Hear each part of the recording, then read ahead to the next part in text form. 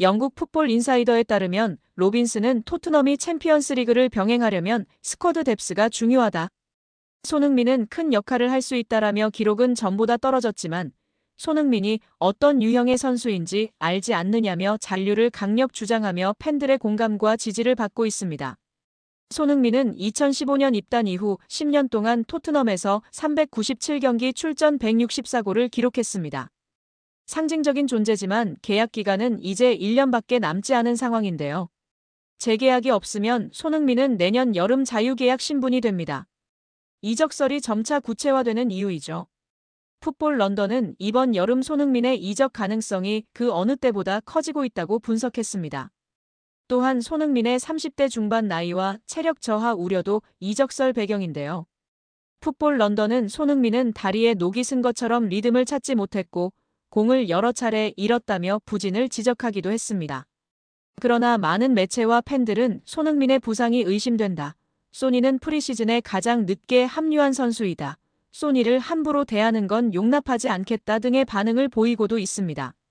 이러한 상황 속 폴 로빈슨의 작심 발언이 많은 팬들의 공감을 받고 있습니다. 잉글랜드 대표팀 수문장으로 활약했고 토트넘에서도 뛰었던 골키퍼 출신 레전드인데요.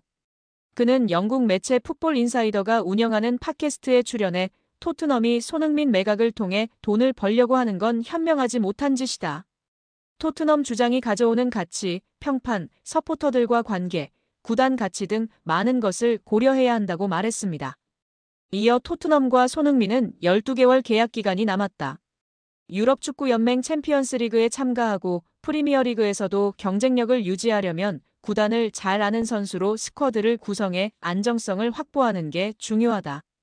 손흥민은 해당 조건을 충족한다고 전했습니다. 이어 그는 목소리를 높였는데요. 손흥민은 단순한 선수 그 이상이라며 상업적으로도 엄청난 자산이다. 아시아 시장에서의 영향력은 물론이고 구단 이미지와 티켓 파워에도 직접적인 영향을 준다. 이런 선수를 놓치는 건 단기적으로도 손해라고 주장했습니다. 이어 손흥민이 1년 더 남는다면 팀뿐 아니라 구단 전체의 이득이 될 것이라며 결국 이건 단순한 선수 한 명의 문제가 아니라 토트넘이라는 브랜드와 직결된 사안이라고 작심 발언했습니다. 이러한 발언에 토트넘 팬들은 맹렬히 지지하고 나섰는데요. 해리 케인을 떠나보낸 아쉬움과 한이 있는 팬들로서는 절대 손흥민을 떠나보내고 싶지 않은 마음인 것 같습니다. 영국 매체 더 가디언에 따르면 토트넘의 새 감독 토마스 프랭크는 손흥민 선수와의 동행 여부를 두고 구단 내부에서 아직 결론이 나지 않았다고 밝혔습니다. 프랭크 감독은 손흥민 선수의 주장직 유지와 잔류 모두 아직 정해지지 않았다고 명확히 밝히며 팀 에이스의 향후 행보에 대해 확답을 피했습니다.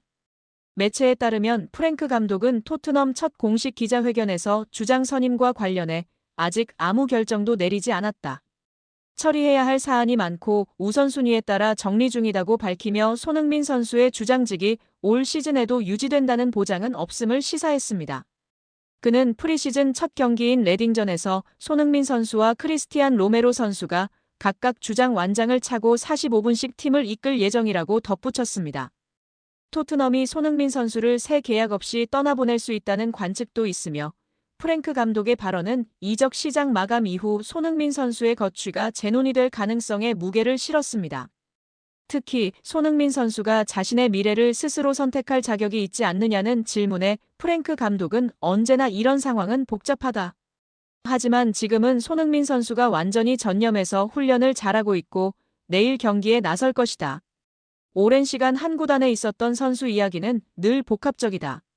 구단 차원에서 결정을 내릴 문제이고 최종적으로 구단이 결정한다고 강조했습니다. 이어 우선 그는 현재 이곳에 있다. 나는 너무 걱정하지 않는다. 그런 이슈는 아직 5에서 6주 뒤의 일이라고 답했습니다. 로메로 선수에 대한 이적설에도 프랭크 감독은 지금 로메로는 팀에 있고 여기에 집중하고 있다. 그가 시즌을 준비하는 데 전념하고 있으며 나 역시 만족한다고 밝혔습니다.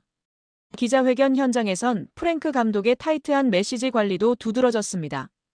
그는 모건 깁스 화이트, 브라이언 음베우모 등 소속이 아닌 선수에 대해선 언급하지 않겠다. 내 팀 안에 있는 선수들에게만 집중할 것이라며 이적설을 일축했습니다. 팀 전력에 대한 구상도 공개되었습니다. 그는 우리는 용감하고 공격적인 플레이를 지속해야 합니다. 이러한 태도는 어떠한 목표를 달성하기 위한 기본 전제입니다. 라고 강조하며 다가오는 시즌 프리미어리그, 챔피언스리그 등 4개 대회에서 모두 경쟁력을 갖춘 팀을 목표로 한다고 밝혔습니다. 프리미어리그 우승이 목표냐는 질문에는 지금 당장 우리가 우승 후보는 아닙니다. 세 팀은 우리보다 앞서 있다고 생각합니다.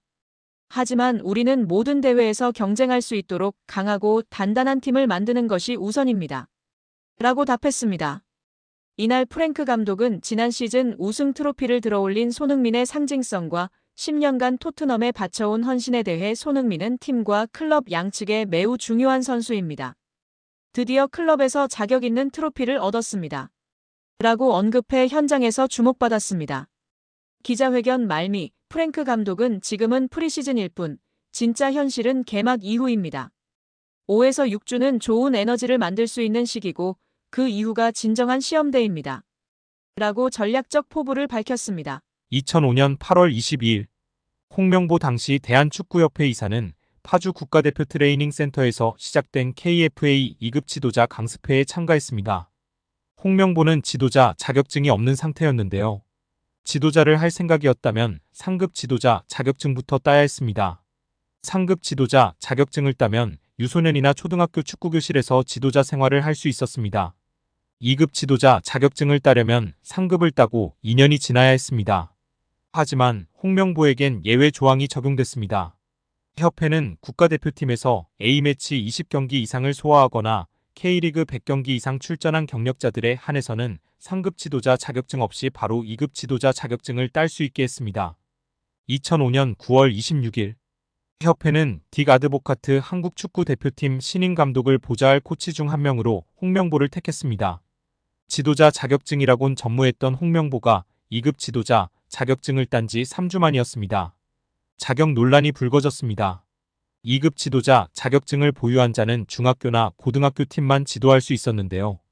당시 KFA 규정에 따르면 대한축구협회 1급 지도자 자격증이나 아시아축구연맹 A급 지도자 자격증을 취득한 자만 대표팀 지도자로 일할 수 있었습니다. 협회는 당시 지휘권을 갖지 않는 보조 지도자 역할이기 때문에 홍명보 코치의 1급 자격증 취득 여부는 크게 문제될 것이 없다는 입장이었습니다. 지도자 경력이라곤 지도자 수업 3주뿐이었던 홍명보는 국가대표팀 코칭 스태프에 합류한 역사적인 사건이었습니다. 홍명보는 국가대표팀 코치를 맡은 지 1년이 채 지나지 않아 2006 독일 월드컵을 치렀습니다. 홍명보에게 국가대표팀 코치로 지도자 생활을 시작해 월드컵을 경험하는 데까지 필요했던 시간은 단 9개월이었습니다. 누군가는 평생의 꿈이 될 수 있는 월드컵을 경험하는데 홍명보는 속성 자격증 취득부터 돈으로 살 수 없는 월드컵 코치 경험까지 정말 대단합니다. 이후에도 홍명보는 탄탄대로였습니다. 홍명보는 2006 독일 월드컵 후에도 국가대표팀에 남았는데요. 홍명보는 국가대표팀 코치로 2007 아시아 축구연맹 아시안컵, 2008 베이징 올림픽을 차례로 경험했습니다. 2006 독일 월드컵 16강 진출 실패, 2007 아시안컵 3위 및 음주 파문, 2008 베이징 올림픽 조별리그 탈락 등 대표팀은 실패를 거듭했지만 홍명보가 책임질 건 없었습니다. 홍명보는 2008 베이징 올림픽을 마친 후 감독 생활을 시작했습니다. 많은 축구팬들이 알고 계신 것처럼 2010 광저우 아시안게임에서 한국은 한 수 아래로 평가받았던 UAE와의 준결승전에서 연장 접전 끝에 0대1로 졌습니다. 한국은 이 대회에서 3위에 머물며 홍명보의 경질이 예상되었습니다. 그러나 놀랍게도 홍명보는 경질되지 않았습니다. 아시안게임은 금메달이 아니면 의미가 없는 게 분명했고 지난 2002년 부산 아시안게임에서 3위를 한 박항서 감독이 경질되었던 사례가 있기에 명분은 차고도 넘쳤습니다. 그러나 협회는 홍명보를 경질하지 않았습니다. 심지어 2014년 브라질 월드컵에서는 본선 1승도 거두지 못하고 탈락했는데도 협회는 재신임을 발표했었습니다. 결국 여론의 반발이 점점 커지자 기자회견을 열어 자진 사퇴했었습니다. 이후 협회는 2017년 홍명보를 행정총괄 책임자인 전무이사로 내정했습니다. 당시 홍명보는 행정 경험이 전무했었습니다. 이렇게 협회와 홍명보는 아주 끈끈한 관계였으며 증명 없이도 임기를 보장받았었고 낙하산으로만 채용되었던 홍명보였습니다. 이번에도 프리패스로 채용된 것도 홍명보는 뭐 자연스러웠을 겁니다. 홍명보는 나를 버렸다. 이젠 대한민국 축구밖에 없다고 하며 대표팀 감독을 승낙했다고 밝혔었는데요. 홍명보가 버린 건 자신이 아닌 울산입니다. 울산은 3년 재계약을 맺은 지 1년도 지나지 않은 감독을 협회에 내어주면서 상처만 남겼습니다. 홍명보는 대표팀 감독으로 실력은 물론이거니와 도의 신의를 저버리는 인성도 문제가 있는 감독입니다. 속히 선임 취소 혹은 자진 사퇴만이 답입니다.